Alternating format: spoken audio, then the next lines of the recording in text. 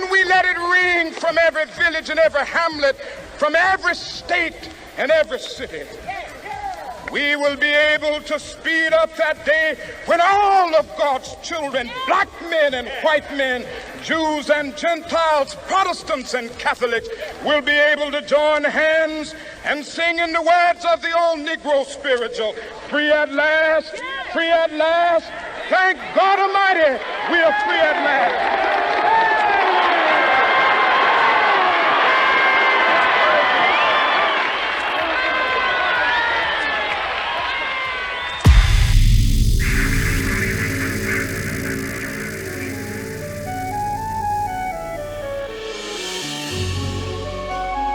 Welcome to Reimagined Radio, a program about radio storytelling.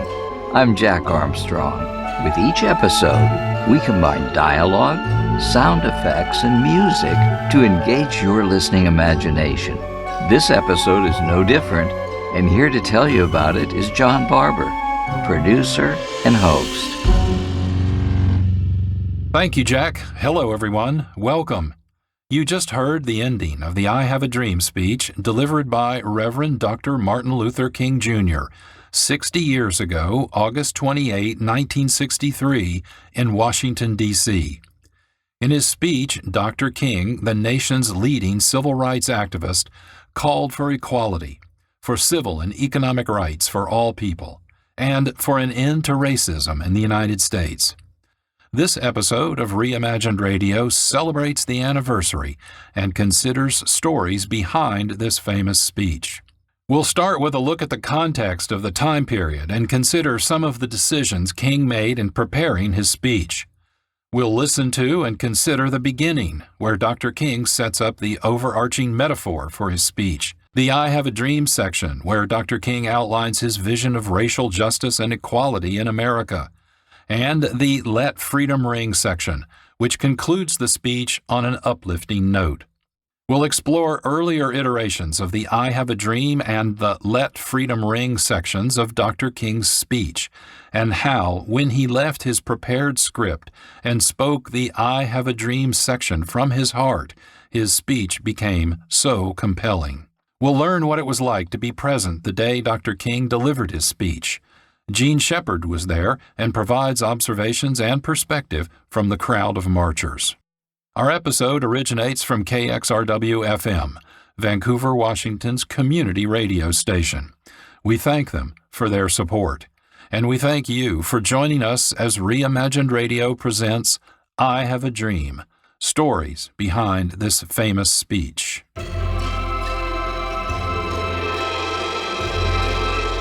It's Wednesday, August 28, 1963. Regularly scheduled buses, trains, and airplanes arrive filled with passengers. Additionally, more than 2,000 chartered buses, 21 chartered trains, 10 chartered airliners, and uncounted automobiles bring people to Washington, D.C., the nation's capital city. They have come to participate in a civil rights demonstration, the March on Washington for Jobs and Freedom. Participants are asked to gather around the Washington Monument on the National Mall by 10 a.m. Pre-printed protest signs are provided by the United Auto Workers Union.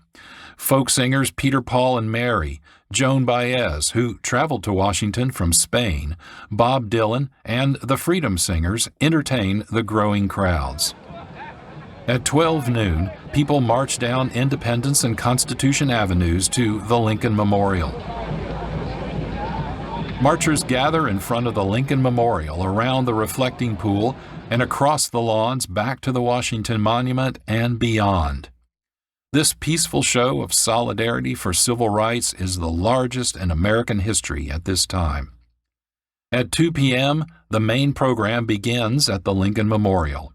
Noted opera singer Marian Anderson is scheduled to lead the singing of the national anthem, but is stuck in traffic and unable to arrive in time. Camilla Williams, another noted opera singer, performs in her place. The Reverend Patrick O'Boyle, the Archbishop of Washington, delivers the invocation. Opening remarks are delivered by labor unionist, civil rights activist, and director and founder of the March on Washington for Jobs and Freedom, A. Philip Randolph. Fellow Americans, we are gathered here in the largest demonstration in the history of this nation. Let the nation and the world know the meaning of our numbers. We are not a pressure group. We are not an organization or a group of organizations. We are not a mob. We are the advance guard of a massive moral revolution for jobs and freedom. This revolution reverberates throughout the land, touching every city, every town, every village where black men are segregated, oppressed, and exploited. But this civil rights revolution is not confined to the Negro, nor is it confined to civil rights. For our white allies know that they cannot be free, while we are not. Negroes are in the forefront of today's movement for social and racial justice, because we know they cannot expect the realization of their aspirations, our aspirations, through the same old anti-democratic social institutions and philosophies that have all along frustrated our aspirations. And so we have taken our struggle into the streets. As the labor movement took its struggle into the streets, as Jesus Christ led the multitude through the streets of Judea, the plain and simple fact is that until we went into the streets, the federal government was indifferent to our demands. It was not until the streets and jails of Birmingham were filled that Congress began to think about civil rights legislation.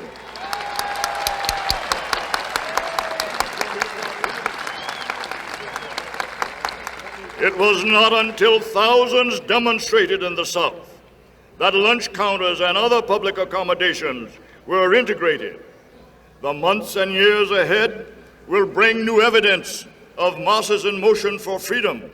The March on Washington is not the climax of our struggle, but a new beginning, not only for the Negro, but for all Americans who thirst for freedom and a better life. We here today are under the first wave. When we leave, it will be to carry on the civil rights revolution home with us into every nook and cranny of the land. And we shall return again and again to Washington in every growing numbers until total freedom is ours. Prayers, performances, pledges, and benedictions follow. Civil rights activists give speeches. Dressed in suits and dresses, after long hours of traveling and standing surrounded by overwhelming crowds, people are hot and tired. Many soak their feet in the reflecting pool or fan themselves to keep cool. Despite the heat and their fatigue, the crowd waits, patiently, politely, anticipating the final speaker. He stands now on the steps of the Lincoln Memorial, a preacher, prophet, and poet, the nation's leading civil rights activist. He glances at his prepared speech, tentatively titled Normalcy, Never Again. It is a political call to arms for economic equality and civil rights for Black Americans. Much of it he is committed to memory. He is introduced by A. Philip Randolph. At this time, I have the honor to present to you the moral leader of our nation, a great, dedicated man.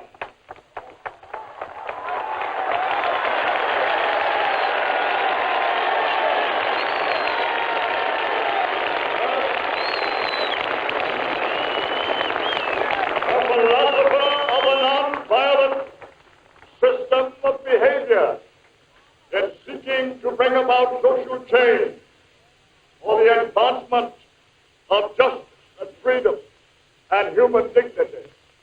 I have the pleasure to present to you Dr. Martin Luther King, Jr. The crowd applauds, waves signs, handkerchiefs, and their hands. Slowly, sonorously, Dr. King begins his speech. For 50 years ago,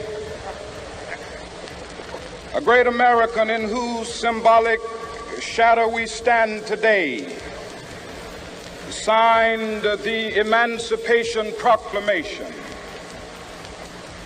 This momentous decree came as a great beacon light of hope to millions of Negro slaves who had been seared in the flames of withering injustice.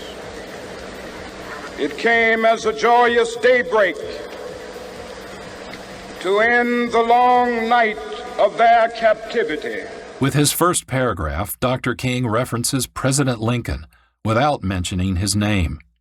100 years earlier, January 1st, 1863, Lincoln abolished the practice of slavery in America and freed all black Americans then enslaved when he signed the Emancipation Proclamation. The setting for Dr. King's speech, the steps of the Lincoln Memorial, signals listeners to think of President Lincoln. Dr. King uses poetic word combinations to help his audience visualize what he is saying. Symbolic shadow, great beacon light of hope, flames of withering injustice, and long night of captivity. According to Jason Miller, professor at North Carolina State University and author of Origins of the Dream, Hughes's Poetry and King's Rhetoric, Dr. King understands that, quote, like songs and poems, speeches do not live on paper, unquote. Instead, their presence and power is found in the voice of the speaker. We hear this to be true as Dr. King continues his speech. But 100 years later, the Negro still is not free. 100 years later, the life of the Negro is still sadly crippled by the manacles of segregation and the chains of discrimination. 100 years later, the Negro lives on a lonely island of poverty in the midst of a vast ocean of material prosperity. 100 years later,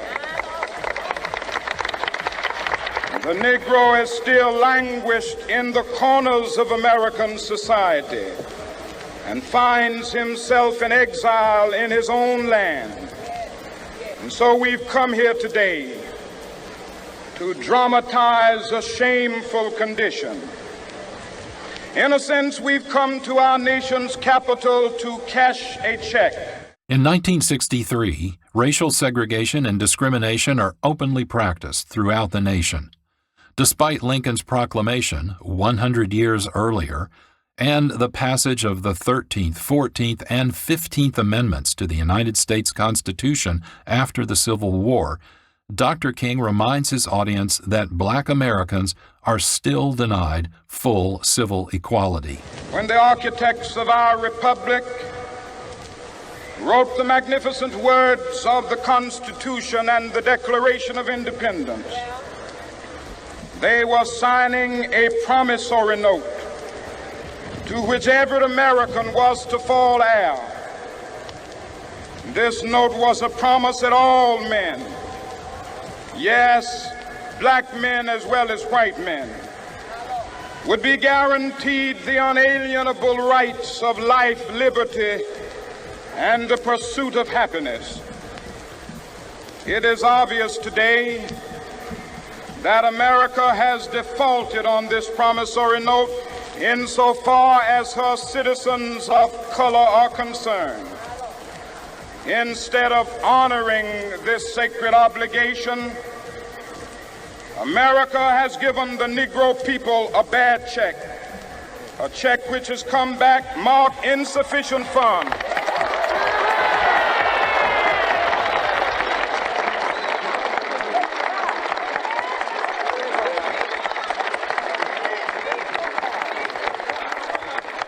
But we refuse to believe that the Bank of Justice is bankrupt.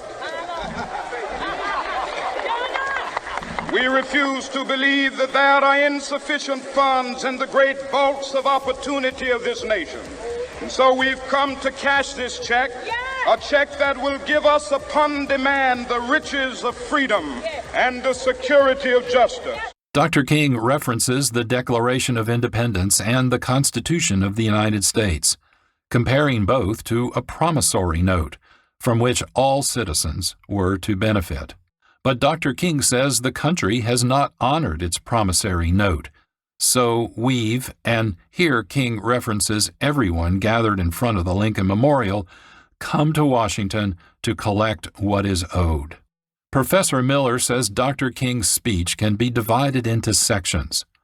One is this introduction, where Dr. King establishes the metaphor of marchers coming to Washington to cash a check, to demand their long-denied freedom and equality. Dr. King takes great pride in his sermons and speeches. He crafts each for best effect, writing them in longhand, paying attention to the sounds his words will bring.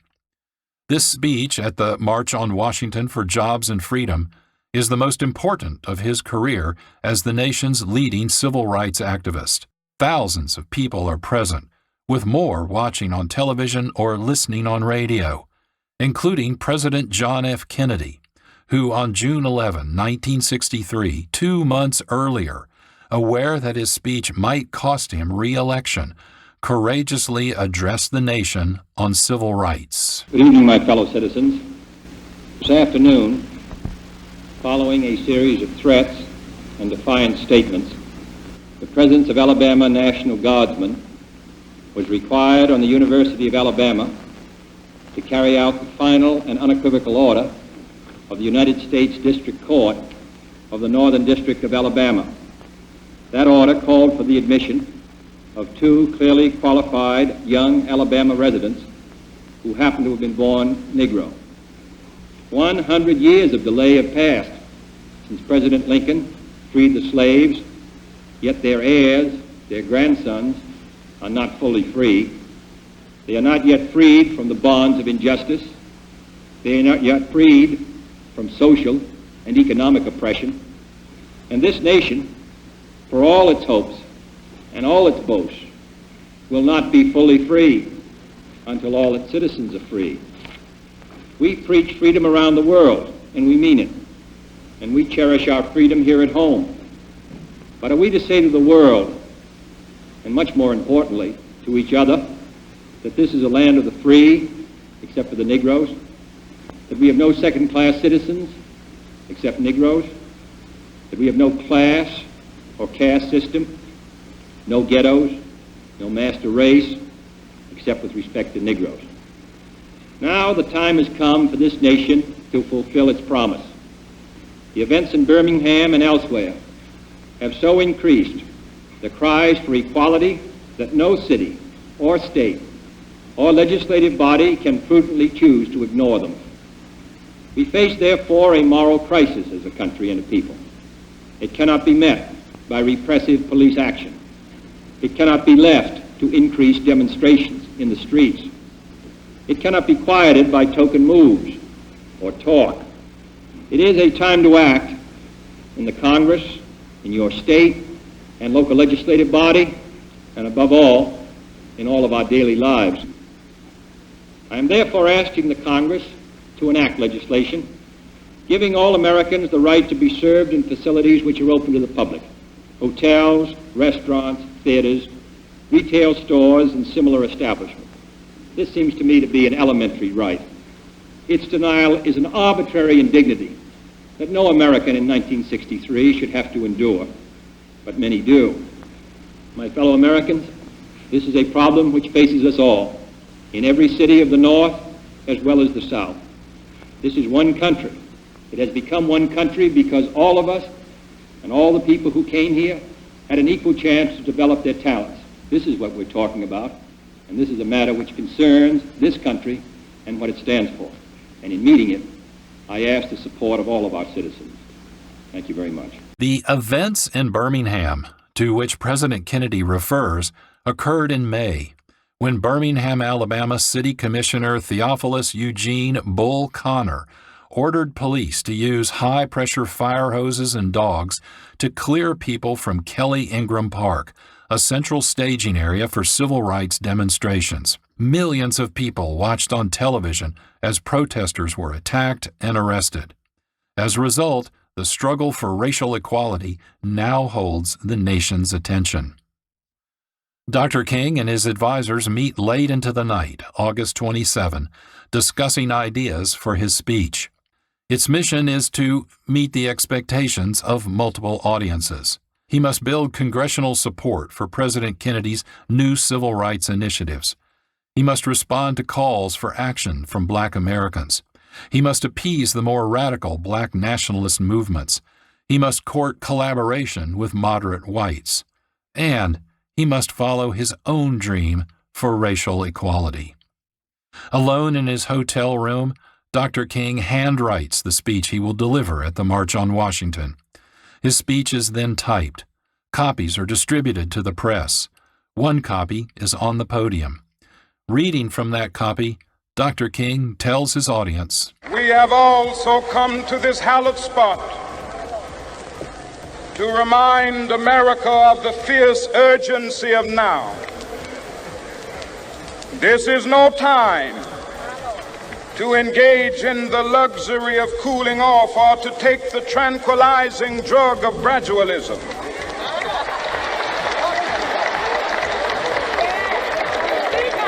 Now is the time to make real the promises of democracy. Now is the time to rise from the dark and desolate valley of segregation to the sunlit path of racial justice. Now is the time to lift our nation from the quicksands of racial injustice to the solid rock of brotherhood. Now is the time to make justice a reality for all of God's children. Now is the time, Dr. King repeatedly reminds his audience. It is a time to act. This rhetorical device of creating a phrase to begin successive sentences is called anaphora. In using this device, Dr. King foreshadows the most memorable and remarkable part of his speech, which we will hear in just a moment. Also, by repeating the phrase, "Now is the time," according to Jason Miller, quote, Dr. King references President Kennedy's earlier speech and suggests that both he and the president are stating the same idea, unquote. Dr. King goes on to say the urgency of now should not be overlooked. He concludes with a biblical reference to Amos. The whirlwinds of revolt will continue to shake the foundations of our nation until the bright day of justice emerges. There are those who are asking the devotees of civil rights, when will you be satisfied? We can never be satisfied as long as the Negro is a victim of the unspeakable horrors of police brutality. We can never be satisfied as long as our body is heavy with the fatigue of travel, cannot gain lodging in the motels of the highways and the hotels of the city.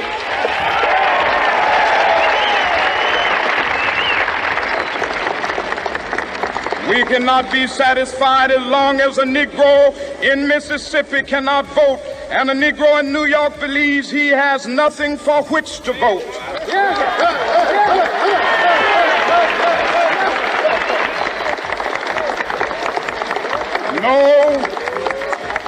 No, we are not satisfied, and we will not be satisfied until justice rolls down like waters and righteousness like a mighty stream.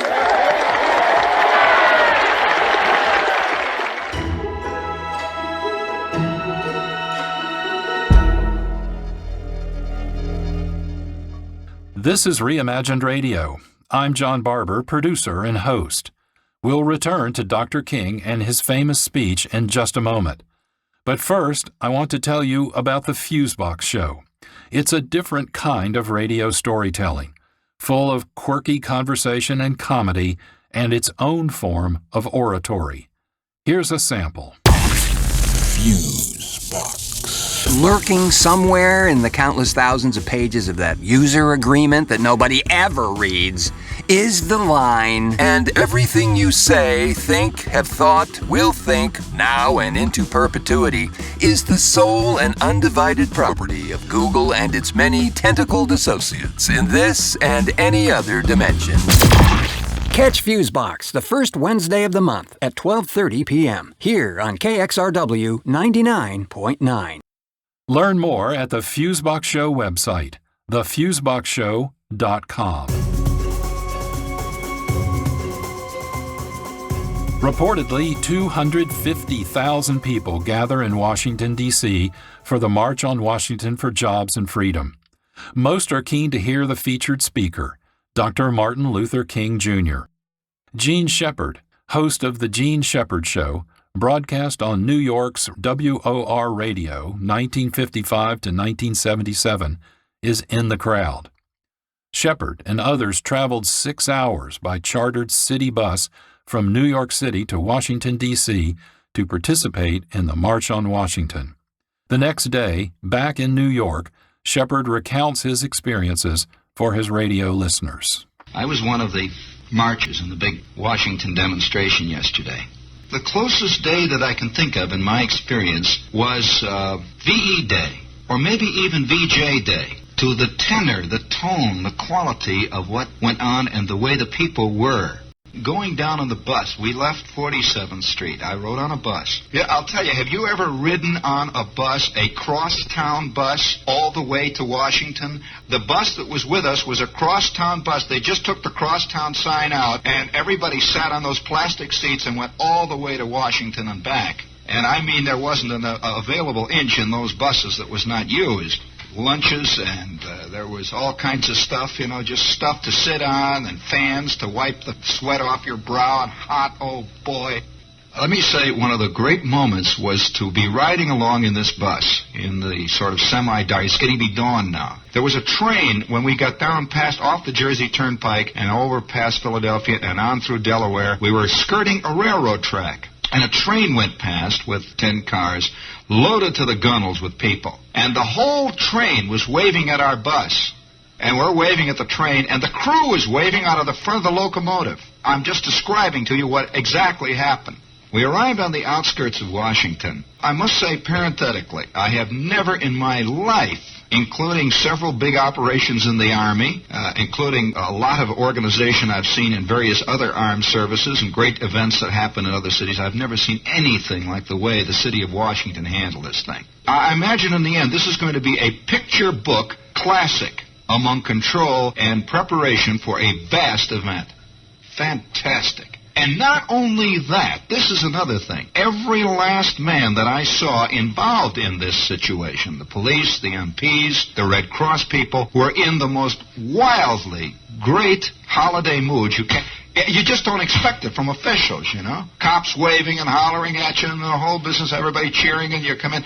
Well, we came into the city and we're riding along one of the main streets, through the slums, by the way, of Washington. And here were hundreds of people on the steps. Little old ladies, grandmas, skinny kids, tough-looking guys who worked as garage mechanics, nuns. Everywhere we went, they're sitting on the porch waving.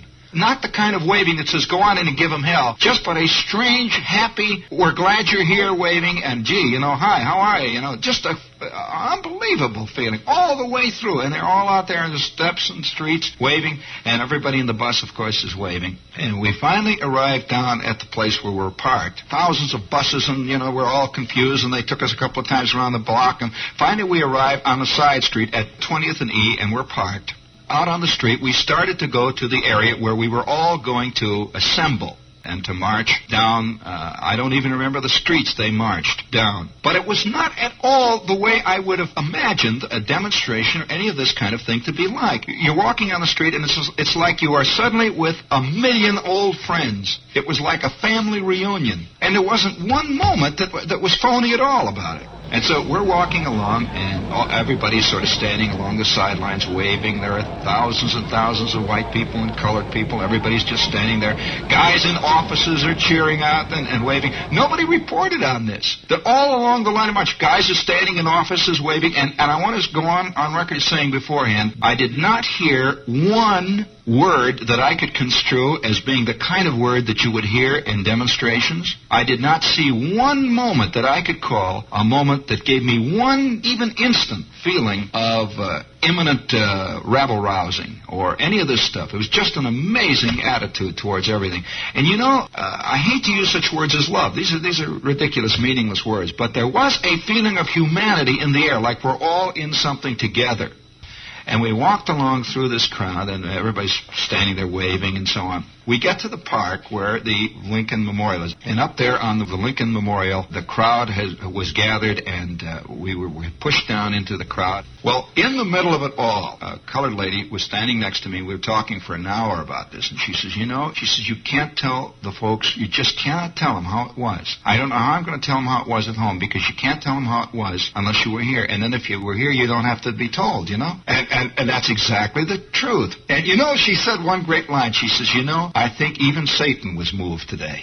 What a line! I could see Satan feeling very, very embarrassed about all the rottenness he's been doing for years. I was thinking, oh boy, I'm a rotten person. Everybody was all dressed up. Somebody said it was like going to church with 200,000 people. That's really what it was like. The push was so fantastic. You could see nothing except those great white columns of the Lincoln Memorial standing over you. And back of you, all the way in the distance, you could see the Washington Monument standing up and that long pond. You saw that picture in the paper today? Well, I want to tell you, that picture does not even come close to even approximating what it was really like. How beautiful. That sky was fantastic. The clouds were white. And that great, beautiful reflection of the Washington Monument laying across that water and all those people sitting there with their clothes on, all dressed up, ladies with flowered hats and everybody else, and the kids all shined, and everybody sitting. And it was just a moment where everybody's like all dressed up and everything was working fine. The trees were fine, the breeze was blowing, and once in a while a great big airplane would come across going to the Washington airport there, and he'd have his flaps down, and it was just like somehow everything was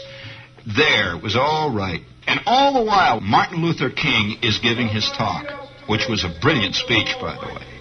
Mr. King was giving a brilliant speech. And all the while, the real people were sitting down in the great crowd, eating fried chicken, and really digging each other for the first time, probably certainly in a couple of hundred years in America. The whole thing was, I thought, a genuine education. Just the way things went on today, they knew they were at something more than a news event. There's a feeling that I cannot describe to you. I'm so glad that I went down there. And the Lincoln Memorial probably never was more apropos. It was a very funny feeling. It was not a news story. You know what I mean by news story? It was an experience, an actual experience. And everybody's looking around, and guys are hollering, their feet are hurting, and all the while, and the people are up there talking about human rights. And the human rights were being demonstrated. The words somehow didn't have much meaning, really. It was what was going on that had meaning. And everyone had a sense there, even the most militant, that the battle is damn near over.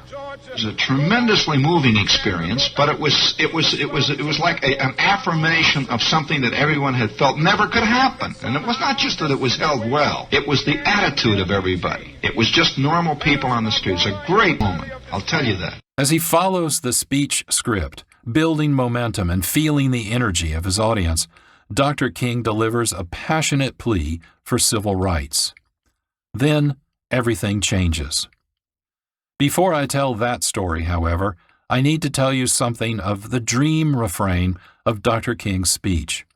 It's another of the speech sections Professor Miller referenced earlier. According to Professor Miller, Dr. King needed, quote, a memorable way to communicate the civil rights movement's goal of integration, unquote. His dream was, quote, both inspirational and unforgettable, unquote. The inspiration came from the poem Harlem by Langston Hughes, published in 1951 as part of Hughes's book Montage of a Dream Deferred. The 11-line poem begins, "What happens to a dream deferred? Does it dry up? like a raisin in the sun? Dr. King, inspired by Hughes, wrote and rewrote his own prose poem, the so-called I Have a Dream refrain. It was his vision for a just and equitable country. Dr. King perhaps first shared his dream during a 55-minute speech to the Rocky Mount Voters and Improvement League in the Booker T. Washington High School Gymnasium in Rocky Mount, North Carolina, November 27, 1962.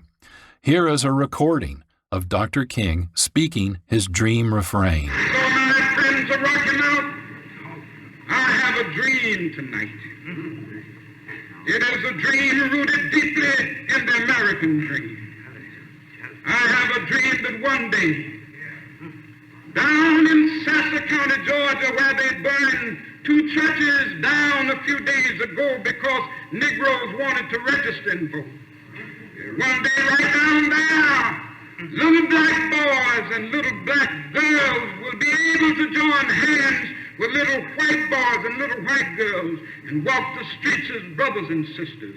I have a dream that one day, right here in Rocky Mountain, North Carolina, the sons of former slaves and the sons of former slave owners will meet at the table of brotherhood, knowing that out of one blood God made all men to dwell upon the face of the earth.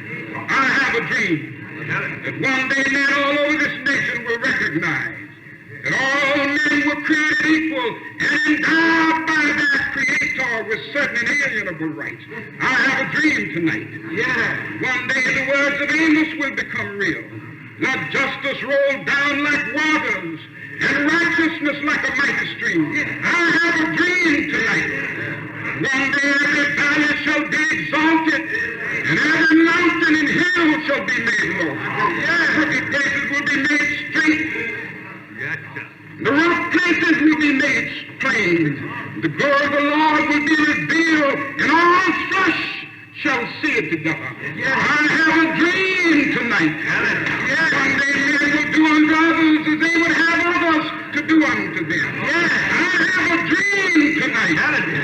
One day my little daughter and my 2 sons will grow up in a world not conscious of the color of their skin, but only conscious of the fact that they are members of the human race. I have a dream tonight. Our thanks to Professor Jason Miller, who discovered the original recording, had it restored and digitized, and allowed us to include it in this episode of Reimagined Radio. Dr. King delivered a second iteration of his dream at the Detroit Walk for Freedom, Detroit, Michigan, June 23, 1963, just 2 months before the March on Washington. This was the first time Dr. King spoke about his dream on a national stage. As you will hear, his dream was revised, more fully developed as a poetic vision. His dynamic and rhetorical delivery was more polished, more powerful. And so this afternoon I have a dream. It is a dream deeply rooted in the American dream. I have a dream that one day, right down in Georgia and Mississippi and Alabama, the sons of former slaves and the sons of former slave owners will be able to live together as brothers. I have a dream this afternoon that one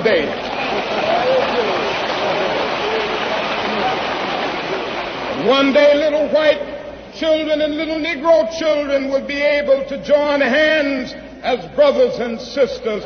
I have a dream this afternoon that one day men will no longer burn down houses in the church of God simply because people want to be free. I have a dream this afternoon that there will be a day that we will no longer face the atrocities that Emmett Till had to face or Medgar Evers had to face, but that all men can live with dignity. I have a dream this afternoon that my four little children will not come up in the same young days that I came up within, but they will be judged on the basis of the content of their character, not the color of their skin. I have a dream this afternoon that that one day right here in Detroit, Negroes will be able to buy a house or rent a house anywhere that their money will carry them, and they will be able to get a job. Yes, I have a dream this afternoon that one day in this land the words of Amos will become real. And justice will roll down like waters and righteousness like a mighty stream. I have a dream this evening that one day we will recognize the words of Jefferson that all men are created equal, that they are endowed by their Creator with certain unalienable rights, that among these are life, liberty, and the pursuit of happiness. I have a dream this afternoon.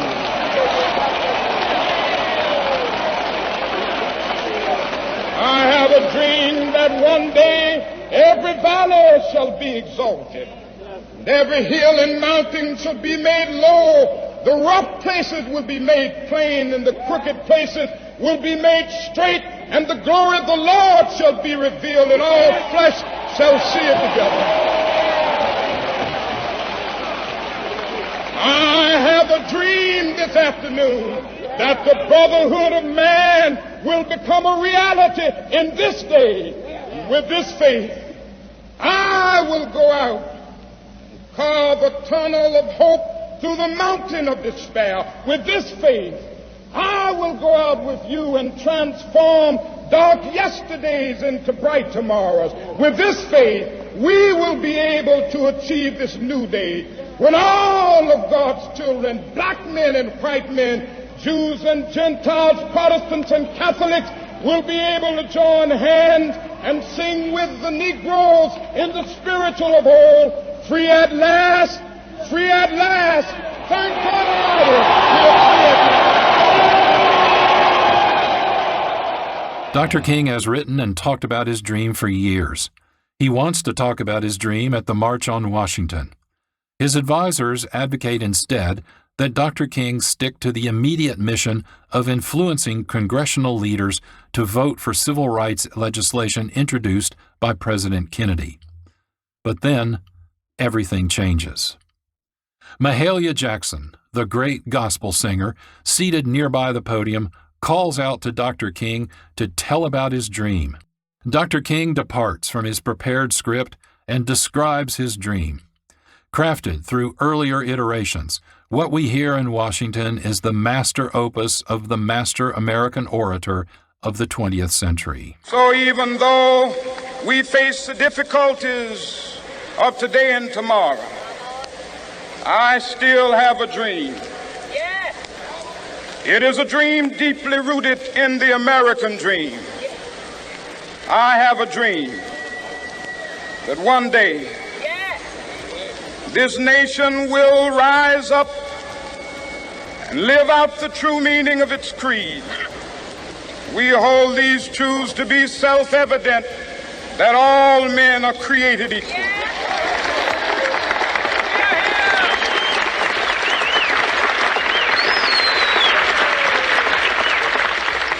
I have a dream that one day on the red hills of Georgia, the sons of former slaves and the sons of former slave owners will be able to sit down together at the table of brotherhood.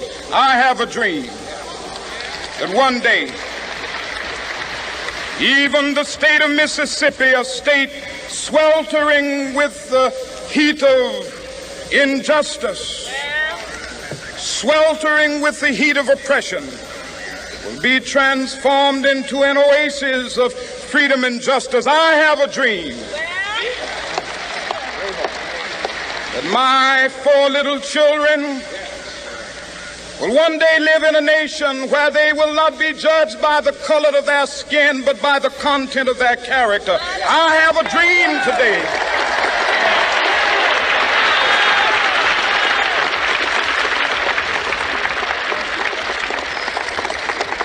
I have a dream that one day, down in Alabama, with its vicious racists, with its governor having his lips dripping with the words of interposition and nullification. One day right there in Alabama, little black boys and black girls will be able to join hands with little white boys and white girls as sisters and brothers. I have a dream today.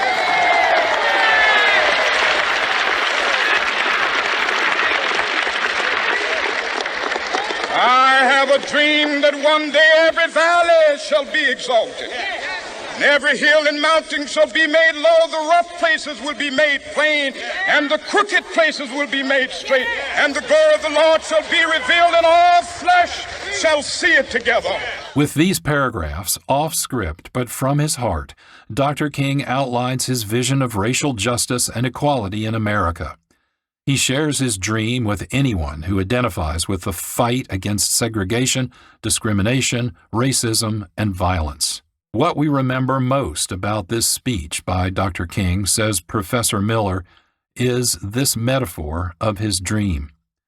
Miller says, quote, "It was poetry, not prophecy, that made this moment memorable," unquote. Now self-assured, poised, Dr. King's personal dream becomes a universal and collective struggle for those yearning for freedom when he shifts from "I have a dream" to "This is our hope." This is our hope. This is a faith that I go back to the South with. With this faith, we will be able to hew out of the mountain of despair a stone of hope. With this faith, we will be able to transform the jangling discords of our nation into a beautiful symphony of brotherhood. With this faith, we will be able to work together, to pray together, to struggle together, to go to jail together, to stand up for freedom together, knowing that we will be free one day. This will be the day.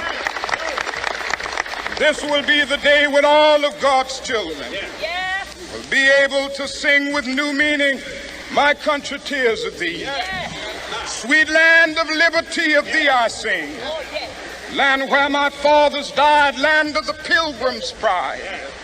From every mountainside, let freedom ring. And if America is to be a great nation, this must become true." By changing nouns from dream to hope, Dr. King repositions what might be dismissed as idealistic ambition to something possible and achievable.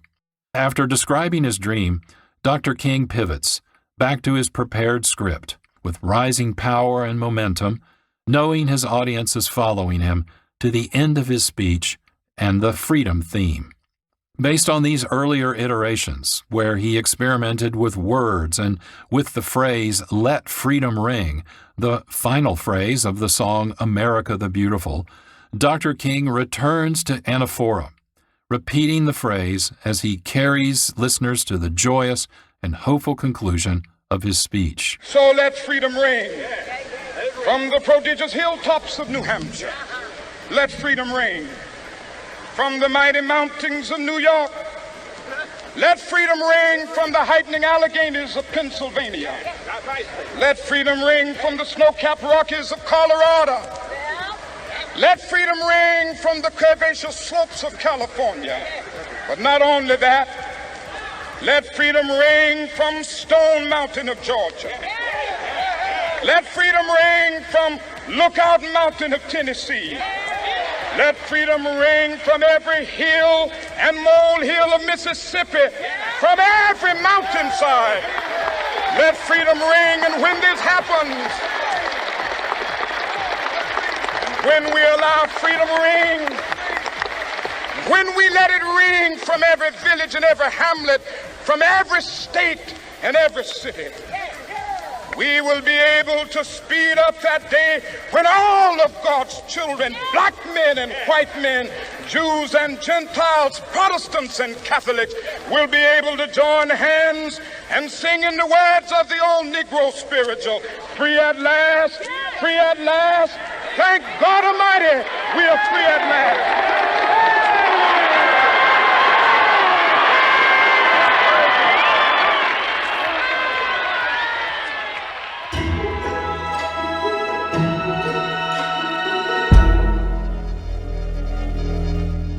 This is Reimagined Radio. I'm John Barber, producer and host. With each episode, we explore radio storytelling using voice, sound effects, and music. Here are some samples. The train was coming closer. I could hear its bell, its cry, its whistle crying. Still, he stood there. Now I knew that he was beckoning me to my death. The most important thing is to recapture the mechanical peak. Reimagined Radio. Nothing to see, everything to hear. Heard the third Monday of every month at 1 p.m. Sundays at 6 p.m. on KXRW 99.9 FM. Future episodes include a documentary about the terrorist events of September 11, 2001, a lost episode from the Dry Smoke and Whispers series, Double Dimension X, 2 episodes from this earliest adult-oriented science fiction series, and Volume 4 of our annual Christmas Sampler. More information and listening opportunities are available at our website, reimaginedradio.net. Reimagined Radio is also available as podcasts. Subscribe, listen, like, and review wherever you get your podcasts or at our website.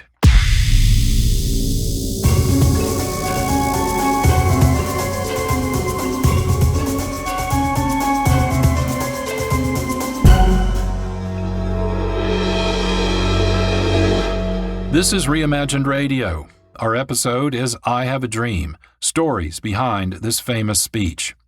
As we heard, Dr. King delivered drafts of his powerful speech prior to the March on Washington, but never with the effectiveness and what Professor Miller calls, quote, the force of biblical prophecy, visionary conviction, and the skills of a poet, unquote. As a result, Dr. King's speech is one of the most powerful in American history and the turning point of the civil rights movement. I have these quick anecdotes before we close.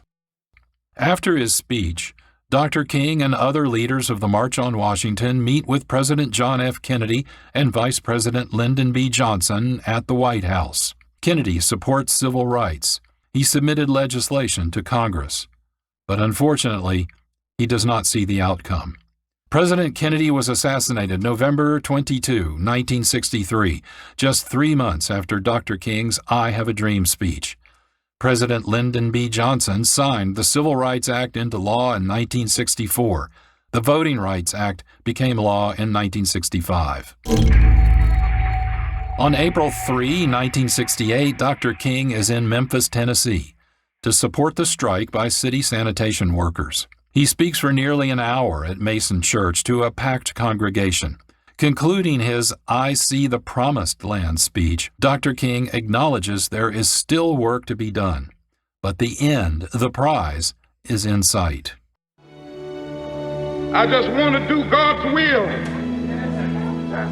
And He's allowed me to go up to the mountain.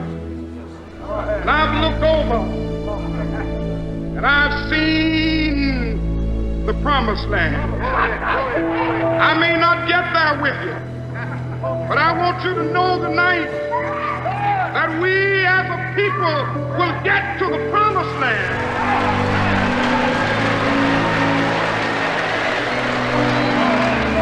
So I'm happy tonight. I'm not worried about anything. I'm not fearing any man. Mine eyes have seen the glory of the coming of the Lord.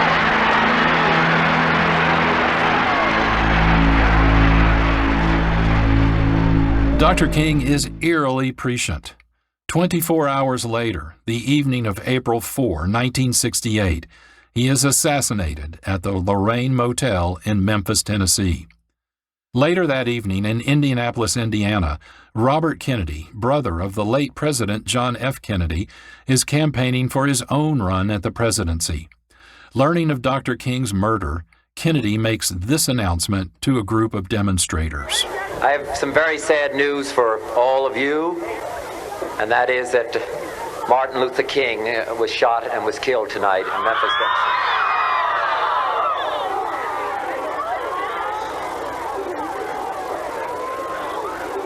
Martin Luther King dedicated his life to love and to justice between fellow human beings.